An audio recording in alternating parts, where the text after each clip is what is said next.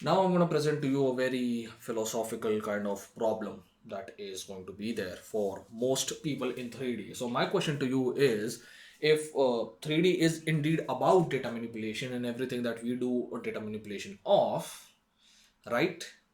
If two people manipulate the data in the same way, the result is going to be similar. So the issue with that is, now how is 3D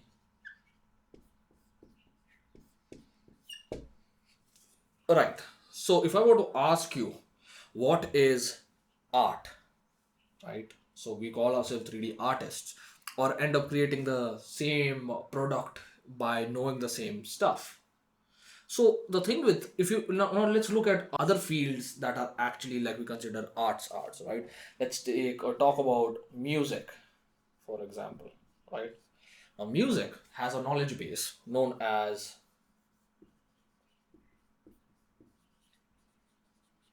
music theory, right? Musicians study music theory, correct?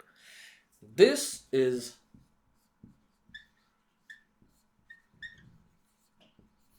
knowledge base.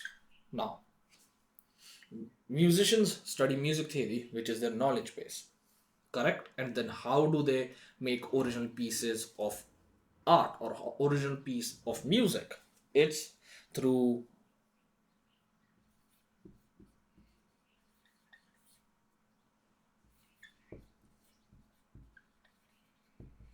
I just realized, I think this line was in Doctor Strange, through study and practice and all this kind of thing. Now, study and practice allows with the existing knowledge base to give us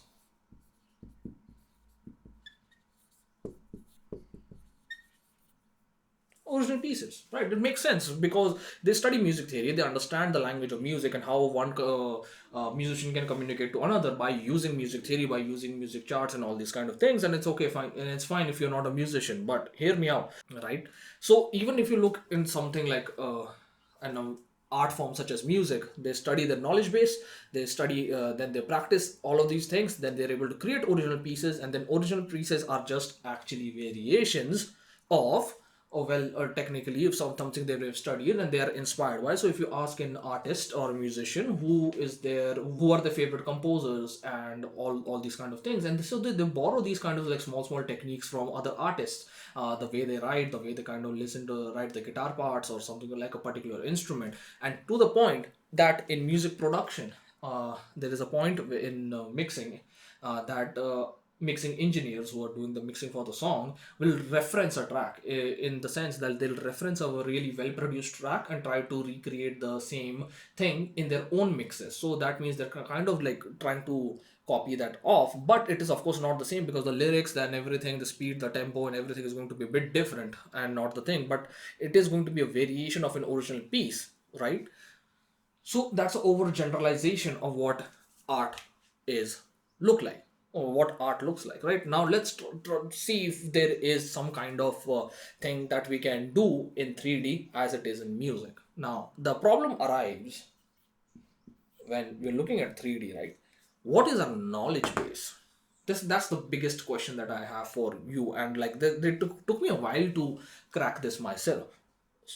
Like, so if musicians are music theory and painters, graphic designers and artists have color theory, that is their knowledge base or something they can rely on. Of course, artists also have anatomy and all these other things of shape, sounds and everything. What is 3D's knowledge base? That is something that I would like you to think about, right?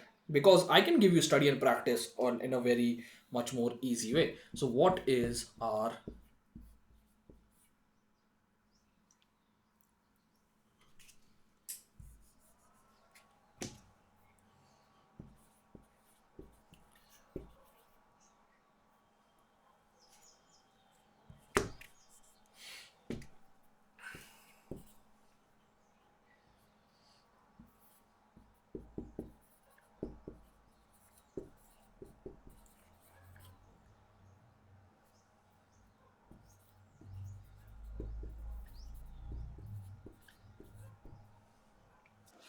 So while that was I was writing that, can you imagine? Did you come up with a thing where you can think what is our knowledge base, what is our study and practice of original pieces, and then how from those original pieces we can do our own variation to create well our own original pieces. So the thing with 3D is, right? As long as it is visual, as long as you can see something, right? Everything is our knowledge base.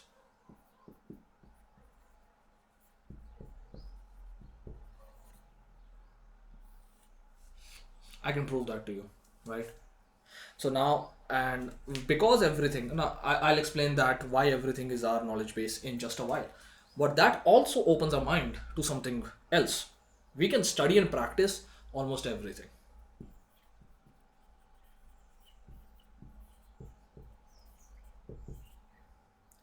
Everything. By everything, I mean everything. And then these original pieces that are created are not just limited to, well, just 3D renders. So now, before I explain anything further, right, about how to go about original pieces and what the thing is, we need to now understand how everything is our knowledge base, everything that is visual, how is it our knowledge base.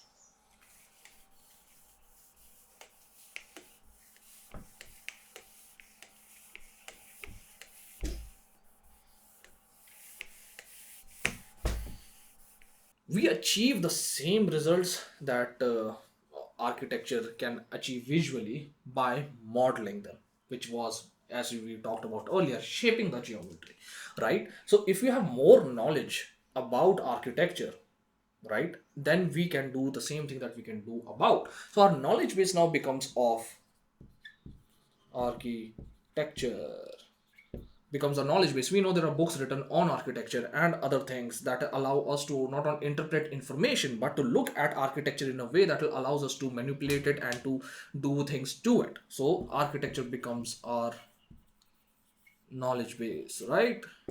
It becomes our knowledge base. Now, when it becomes a knowledge base, what can we do? We can study it, right? As I said, take books, study and practice. To do what?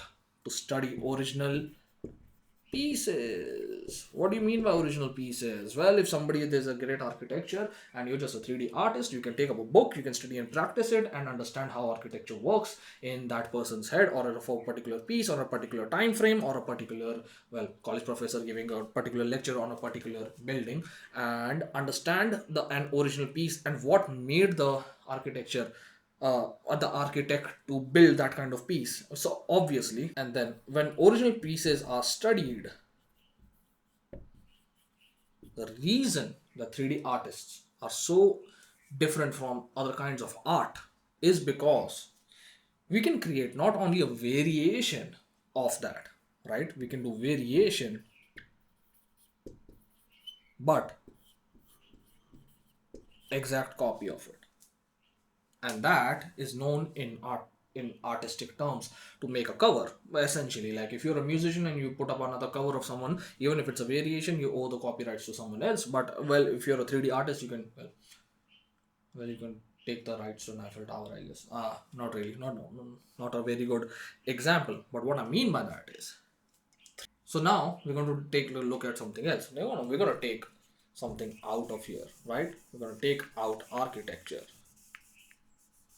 and we are going to talk about botany. Why botany? Well, because I don't believe in paying for money to create 3D assets which look like trees. So instead, I went to Houdini and I learned L systems. By the way, you can learn L systems for yourself. Check out 3dquickbooks.com. Now, with botany, there is a knowledge base. Now, this knowledge base is known as the L system in botany itself. You master L system, you study and practice original pieces. Original pieces are going to be what?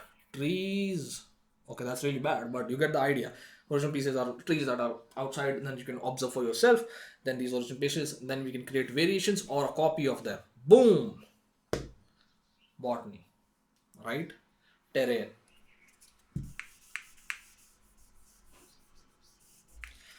All of these things are possible in 3D. What is a knowledge base? Well, it's essentially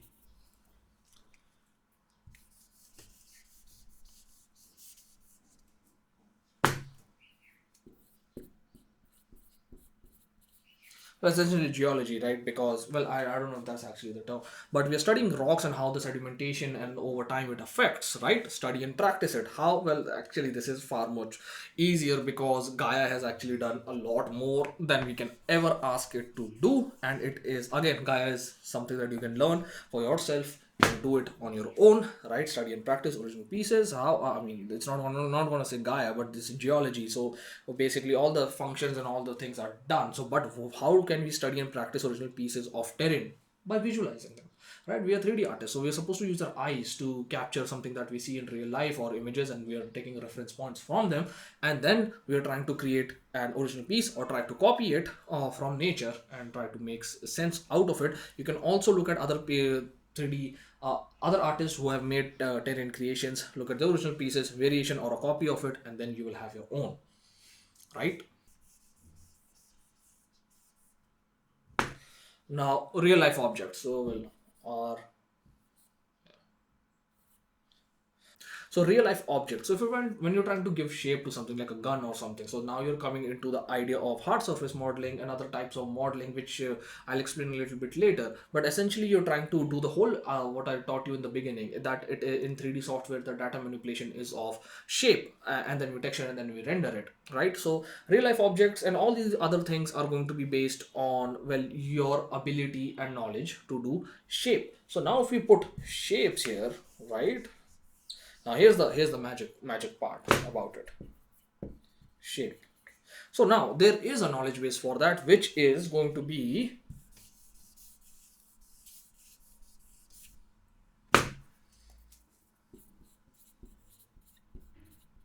topology, because in 3D we have to learn topology. If everything is, well, n-gons and everything else, so we will not be able to do that. Again, when it's not just topology, it is not just topology, it is going to be something known as your mastery of the software itself. So software, I'm going to say software functions plus experience. Why? Because you're going to study and practice this. This is not something that can come to you in a day, because you're going to make mistakes. There are going to be doubles. All these things that I'm saying, if you're a complete beginner, it's completely fine, because you don't have to understand. I'm just giving you a general overview, and you have to study and practice making shapes. And by studying original pieces, whether it's a piece of glass that you're studying and all these kind of things, and then we can look at original pieces by other people and do a variation or a copy of them, and then you'll have your own version of it, right? And now, as far as smoke, water, and destruction of materials and all these things are concerned, they are based on VFX, which I'll come into later, right? So, my question to you, as we were going through all of these things about botany, about terrain, about shapings and all these kind of things, is how is 3D still an art?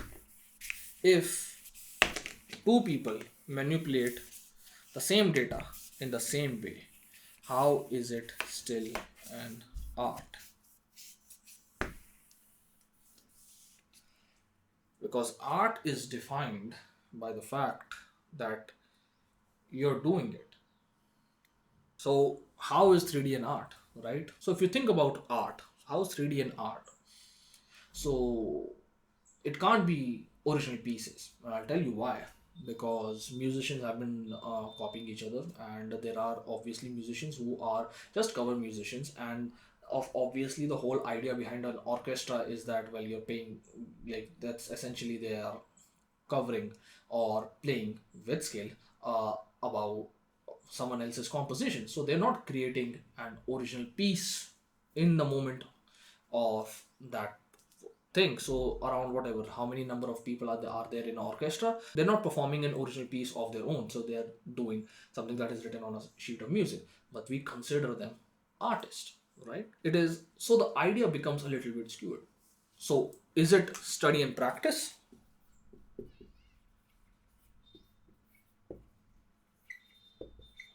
knowledge base,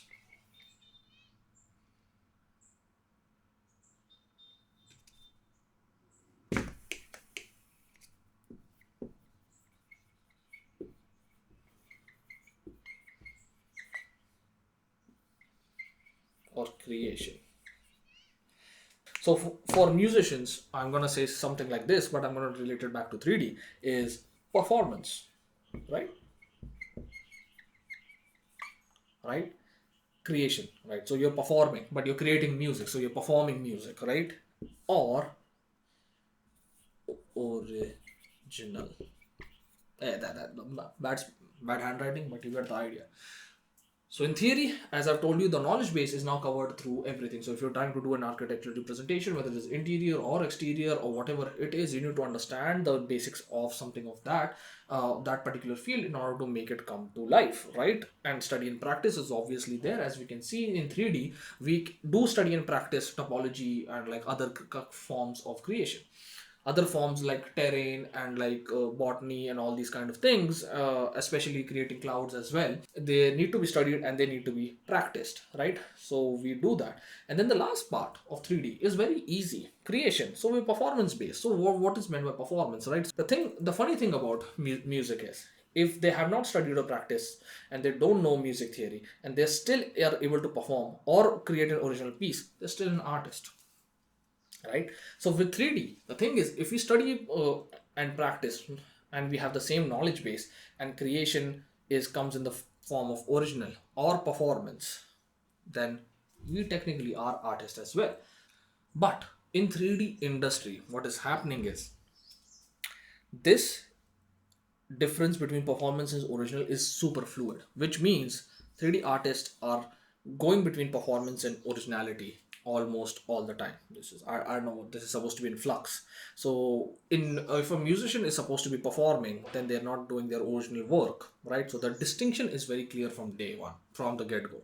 But if you are a 3D artist, you're using study and practice knowledge base either to perform for the studio that has hired you or a client that has hired you, versus doing your own original portfolio work, right? So that is why, if you look at something like this, 3D is essentially an art, albeit a very technical one. So now I'm going to take the example of VFX and make you understand how 3D is not is based on our technical art.